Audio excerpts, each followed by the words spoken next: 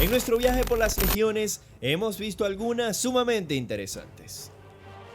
Sabemos entonces que los ángeles oscuros tenían diversas especialidades y que los hijos del emperador se esforzaban en perfeccionar sus propias técnicas y las que veían en las demás legiones. Asimismo, indagando un poco, encontramos que las legiones regularmente tenían alguna especialización. Citamos de ejemplo a los ángeles sangrientos, los cuales eran sumamente excelsos en el combate cuerpo a cuerpo.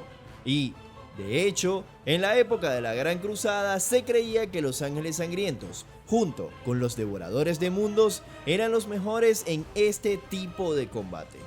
Por otro lado, cuando de construcciones de fortalezas se trataba, los puños imperiales eran los maestros. Y en este mismo orden de ideas hablaremos sobre los guerreros de hierro, una legión que sin lugar a dudas cumplió con su deber siempre que pudo, por muy agrio que éste llegase a ser. No se equivoquen, los guerreros de hierro no eran ni de lejos una legión educada, como los puños imperiales. De hecho, eran una de las legiones que menos tenía contacto con las demás, debido a su carácter hermético y desconfiado. Hoy hablaremos entonces sobre la cuarta legión de la primera fundación, los despiadados y sanguinarios guerreros de hierro. Tomen asiento pues, y disfruten del trasfondo de esta grandiosa legión. Los guerreros de hierro fueron la cuarta legión de marines espaciales creada por el sacrosanto emperador para su gran cruzada. Su mundo natal era Olimpia y su primarca era Perturabo, o mejor dicho, es Perturabo. Durante la herejía de Horus se unieron al señor de la guerra y traicionaron al imperio. Actualmente tienen una base en un abyecto y atroz planeta llamado Mendrengarth, ubicado dentro del propio Ojo del Terror. Desde el seno de su creación, los guerreros de hierro fueron utilizados como los arietes de asedio imperiales debido a la terquedad de sus legionarios. Allí donde la guerra estaba en los puntos más violentos y sangrientos, o las fortalezas eran inexpugnables para otros ejércitos del imperio, justo era ese el sitio donde descendían los guerreros de hierro para llevar destrucción y miseria a todos los que osaban interponerse entre el emperador y su gran cruzada. Por otro lado, era sabido que Perturabo fue un caudillo poco sutil y que manejaba su legión y sus legionarios como meros números, todos dispensables para el bien mayor de la gran cruzada. Perturabo era reconocido por ser un primarca desconfiado y receloso que veía insultos u ofensas donde no existían. Su legión tenía por herencia el mismo pensar. Desde sus orígenes en Terra, la semilla genética de la cuarta legión mostró un índice de aceptación bastante aceptable en la mayoría de reclutas, y gracias a ello se fue transformando en una legión bastante numerosa en poco tiempo, por lo cual fue puesta en servicio junto a la primera y la quinta.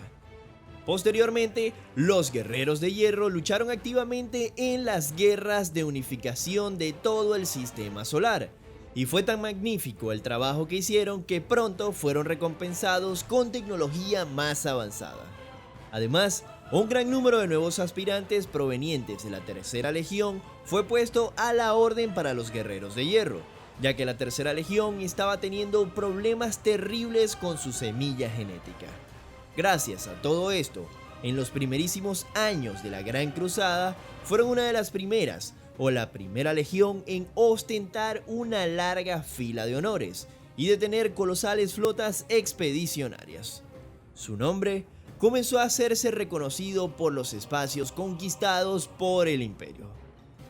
La más loable de sus acciones fue llevada a cabo por la octava flota expedicionaria, quienes conquistaron 20 cúmulos de sistemas en tiempo récord, y en el paso aniquilaron a muchísimas razas senos.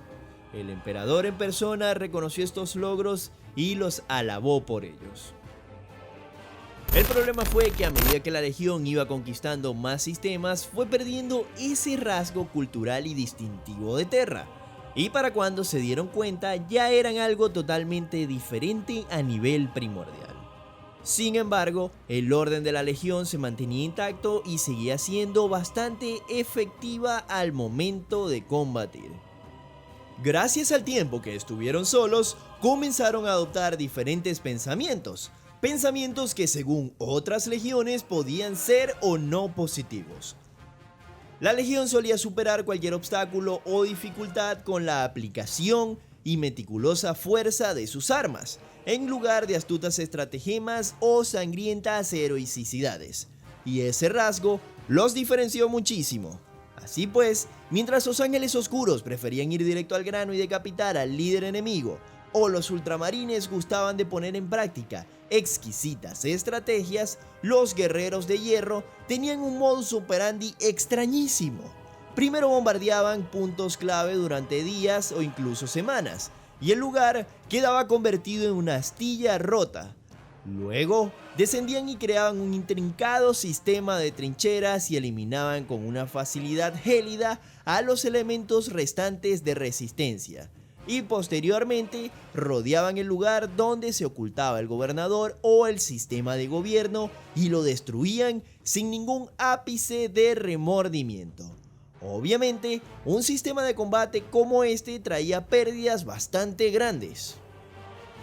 Se cuenta que algunos primarcas dijeron que esta manera de hacer la guerra era poco imaginativa, y algunos otros primarcas pensaron que era demasiado mecánico y hasta deshonroso. Por otro lado, algunos miembros del alto mando de la Gran Cruzada consideraban este un rasgo positivo, ya que eran una de las legiones más apegadas a las estrategias de despliegue, a diferencia de otras que eran demasiado quijotescas y extravagantes. A consecuencia de esto, la Cuarta Legión fue utilizada en más guerras de desgaste sin gloria, pero vitales para el imperio, y en poco tiempo se convirtieron en las bestias de carga, en las que se confiaba por su poder marcial y porque seguían órdenes al pie de la letra.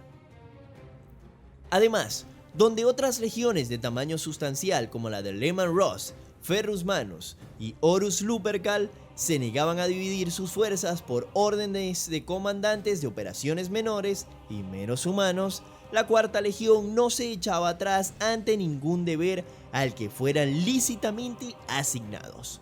Libraron repetidamente asedios ingratos y campañas prolongadas de supresión que exigían el poderío de los astartes para asegurar la victoria, pero que conllevaban poco renombre. También se encargaron de guarnecer mundos demasiado peligrosos para nadie que no fuese un astartes. La Cuarta tenía un único rumbo, que era marcado por manos ajenas: obedecer las órdenes de la Gran Cruzada, ir a donde se les ordenara ir y morir donde se debiera morir. La Cuarta Legión fue de guerra en guerra sin descanso ni fanfarria, enorgulleciéndose sombríamente de su por lo general ingrato trabajo. Así fue como la Legión empezó a cambiar sutilmente por fin, a la vez que su antaño gran fuerza numérica se desangraba con el desgaste y sus legiones hermanas la superaban en gloria.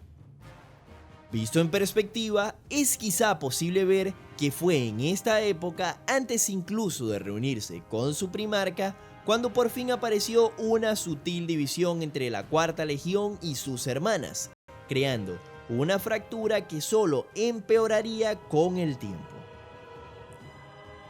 Un dato que es obligación nombrar es el de la desgracia de Incalandion.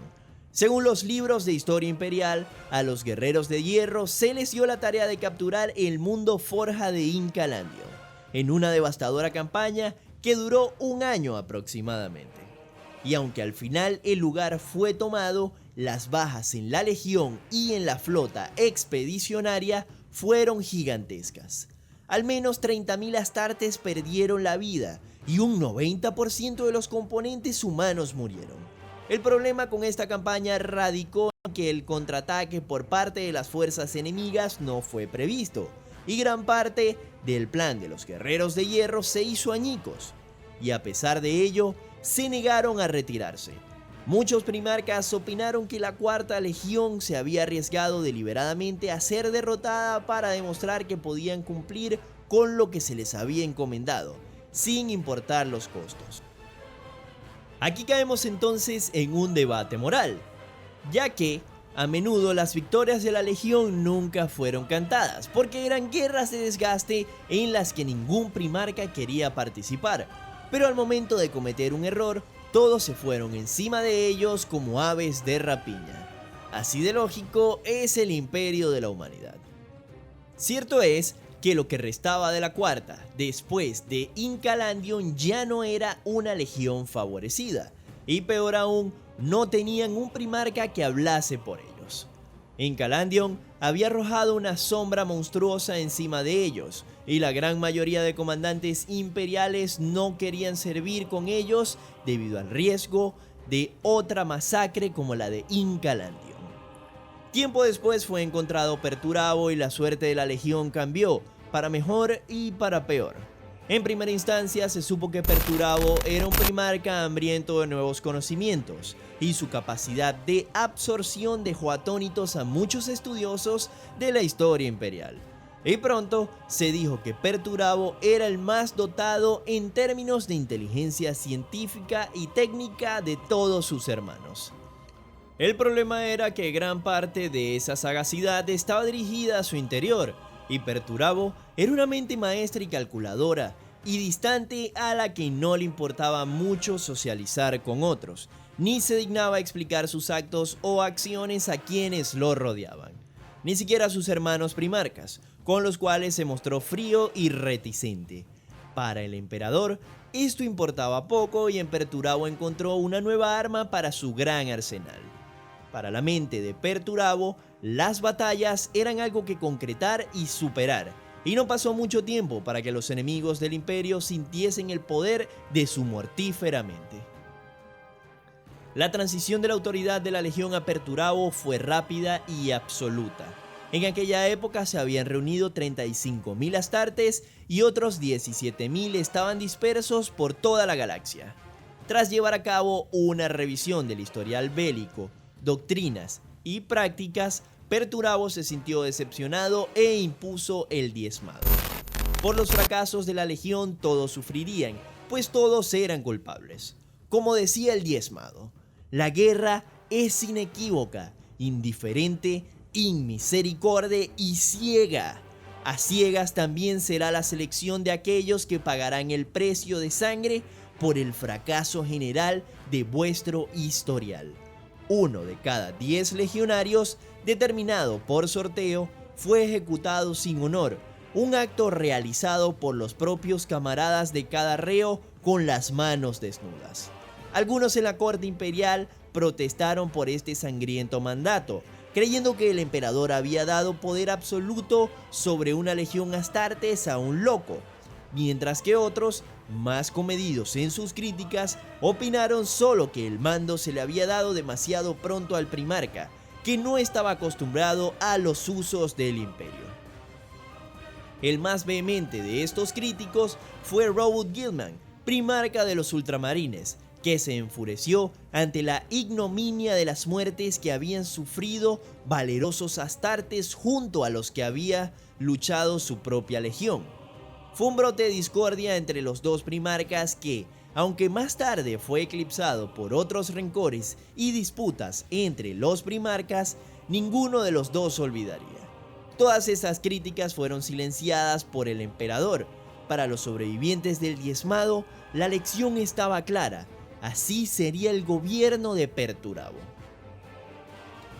Gracias a Perturabo, los guerreros de hierro se convirtieron en sendas máquinas de guerra inflexibles, y lo que prosiguió después solo marca la caída de la legión al caos. La grieta que se había abierto entre los guerreros de hierro y las demás legiones, no obstante, solo se ensanchó más con el paso del tiempo, y el resentimiento y el orgullo y la paranoia se acumularon en los corazones de muchos legionarios de la Cuarta. Con sus terribles métodos y su salvaje ejemplo, Perturabo había despertado en sus guerreros un reflejo de su propia oscuridad espiritual, y dentro de ella creció su suspicacia, malévola desconfianza y su desalmada indiferencia hacia la vida, junto con la despiadada determinación, el frío intelecto y la fuerza que deseaba despertar. Por ello, quizá no sorprenda que, dada la predilección de la legión por las batallas en campo abierto, su empleo en asedio y asaltos a fortificaciones, la más peligrosa e imprescindible de todas las guerras, y su disposición en todos los niveles, desde el primarca hacia abajo, a aceptar el desgaste como precio de la victoria, muchas fuentes estiman que los guerreros de hierro sufrieron las mayores tasas de bajas de todas las legiones de la Gran Cruzada. También es prueba de su valía y del frío y cruel ingenio de su primarca que tales pérdidas fueron encajadas rutinariamente por la legión, sin que los guerreros sintieran ninguna despreciación duradera de su potencia estratégica de combate, y que las numerosas pérdidas rara vez supusieran derrotas para la legión. Las amplias guerras de desgaste solo sirvieron para manchar más el nombre de una legión que ya estaba manchada, y les hizo ganar el nombre de muele cadáveres entre la soldadesca de la Gran Cruzada. Los motines, sofocados con predecibles matanzas minuciosas, se volvieron cada vez más frecuentes en las zonas de guerra donde las fuerzas del ejército imperial estaban bajo el mando de los guerreros de hierro, hasta que, por edicto del Señor de la Guerra, se dio la orden de garantizar que el grueso de las tropas puestas a las órdenes de los guerreros de hierro debían de componerse de criminales reclutados a la fuerza o rebeldes esclavizados para compensar el efecto corrosivo sobre la moral general. En las últimas décadas de la Gran Cruzada, las rivalidades y el hirviente desprecio a menudo mutuo caracterizaron la relación de la Cuarta Legión con sus hermanas. De hecho, incluso cuando los guerreros de hierro y su primarca lucharon con éxito junto a sus congéneres, como en la guerra crítica contra el Waj Mashok, su participación solía ser tratada con indiferencia o comedido desdén por los contemporáneos de la legión. Ya en los tiempos de la herejía de Horus, las aberraciones de la legión aumentaron su nivel. Luego de haber abandonado como fuerza sacrificatoria a una parte de su legión contra unos senos, Perturabo se dirigió a Olimpia, su antiguo mundo natal, y lo hizo arder. Con furia asesina, los guerreros de hierro erradicaron cada ciudad y masacraron brutalmente a sus antiguas familias. Los sobrevivientes fueron esclavizados posteriormente y utilizados para oscuras labores de trabajo forzoso hasta la muerte. Tras este fatídico evento, la legión se encerró más en sus asuntos, llenos de sombría violencia y paranoia.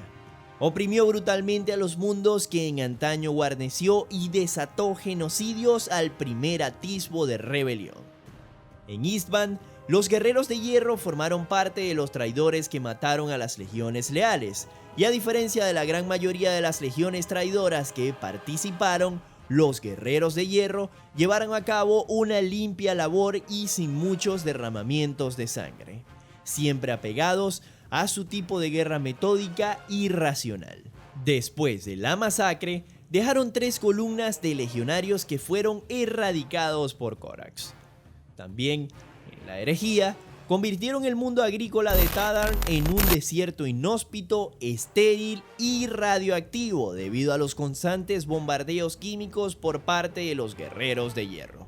Posteriormente, la legión fue decisiva en el asalto de Terra, pues su experiencia en el campo de asedios permitió que las demás legiones traidoras atravesaran los muros y defensas del Palacio Imperial, al lograr destruir con satisfacción y desdén lo que los puños imperiales habían construido.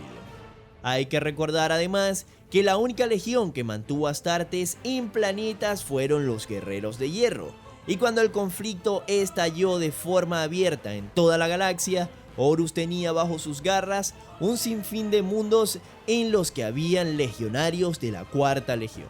Como último acto de venganza, Perturabo construyó la Fortaleza Eterna, un complejo enormemente fortificado que cubría 20 millas cuadradas de búnkeres, trincheras, minas, armas y reductos. Cuando Dorn se presentó allí, con solo 4 compañías de los puños imperiales, se llevó una amarga sorpresa. Perturabo no solo había construido un sistema de fortalezas perfecto, sino que además le tendió una trampa a Dorn, y Dorn no pudo prever todo aquello. Tras unas largas semanas de combate, los puños imperiales se encontraban divididos y cubriéndose con los cuerpos de sus camaradas caídos. De hecho, una parte trágica de este evento es que incluso se llegó a conocer que los puños imperiales llegaron a luchar contra sí mismos, pues estaban desprovistos de toda tecnología en los estados más avanzados de esta pesadilla. El resultado de esto dejó a un Dorn roto y amargado. En milenios posteriores, la Legión robó material genético de Hydra Cordatus y crean nuevos legionarios en masa gracias a las técnicas de Fabius Vilis. Sobre la doctrina de combate de los guerreros de hierro, siguen un método sencillo. Comienzan su batalla con un bombardeo sostenido como habíamos dicho anteriormente, donde emplean todos los cañones a su disposición. La base de este ataque es dirigir las armas a causar el máximo daño posible, y por supuesto también como intimidación. Cuando se les da la oportunidad, los guerreros de hierro se coordinan con las legiones titánicas traidoras para aprovechar al máximo su potencia de fuego. Como dato adicional, se cree que los titanes del caos tienen la mejor de las relaciones con los guerreros de hierro, por lo que es habitual verlos combatiendo juntos. Otro dato interesante es que los guerreros de hierro no parecen estar nunca cortos de munición. Manejan, además, de manera excelsa su armamento, con formaciones que avanzan para disparar y después redesplegarse antes de sufrir bajas. Cuando es posible, usan fortificaciones para reforzar la línea. La doctrina de los guerreros de hierro incluye un uso extenso de las fortificaciones para retener a los oponentes con el mínimo de tropas posibles y causar la mayor cantidad de bajas. En Tormenta de Hierro, pudimos ver esta estrategia siendo puesta en práctica durante toda la novela, donde los esclavos se encargaban de las construcciones de trincheras y fortificaciones. En los momentos de mayor clímax, en las batallas, los guerreros de hierro adoptan una ferocidad gélida comparable solamente a la de los ángeles sangrientos y los devoradores de mundo, pero solo cuando es apropiado y nunca durante más tiempo del necesario. Una vez que rodean a sus enemigos, los legionarios de la cuarta prefieren rodearlos y destruirlos a placer, prefiriendo el uso siempre de balas y disparos láser. Esta no es una legión de novatos ni de cerebrados. Los guerreros de hierro pueden desplegar muchos tipos de guerra, y a menudo, cuando se combate contra ellos, es sumamente difícil salir airosos de tan letal encuentro. En Tormenta de Hierro pudimos ver hasta dónde eran capaces de llegar y qué tan avanzadas eran sus tácticas de asedio. Los guerreros de hierro, además, son expertos ingenieros, los mejores de toda la galaxia, y a menudo enfrentarse a ellos requiere de un conocimiento de estrategia sin igual. Por tanto, puede verse que Perturabo convirtió a sus guerreros en una fuerza integrada, disciplinada e imparable en su agresividad. Dominan la guerra tanto en el ataque como en la defensa, pero si algún factor concreto caracteriza a los guerreros de hierro es su calculado salvajismo. Sus bombardeos son obras de arte mortíferas, aplicaciones de potencia de fuego precisamente configuradas para avasallar y destrozar. Sus asaltos son ejercicios impecablemente coreografiados de tácticas y maniobras de blindados, apoyados por avances despiadados de infantería que no flaquean, sin importar los disparos y la furia que se les oponga. ¿Qué opinas entonces de los guerreros de hierro? Personalmente, esta es mi legión favorita de todas las demás. No solo cumplieron su deber en la Gran Cruzada a pesar de ser regularmente utilizados en Guerra sin Gloria, sino que además, después de la herejía de Horus, están más cerca de una organización que, por ejemplo, los caóticos y desorganizados devoradores de mundos. De lejos, una legión con la que debe ser aterrador luchar debido al pensamiento pragmático, frío y lógico que los caracteriza. te invito a dejar tu opinión en la caja de comentarios sobre estos tipos de la Cuarta Legión. Si quieres más videos así, no olvides suscribirte, compartirlo con tus amigos, darle me gusta y sobre todo estar atentos al canal. Recuerda que faltan muchísimas más legiones aún. Esto ha sido el Rincón de Marco y nos vemos en la próxima ocasión. ¡Chao!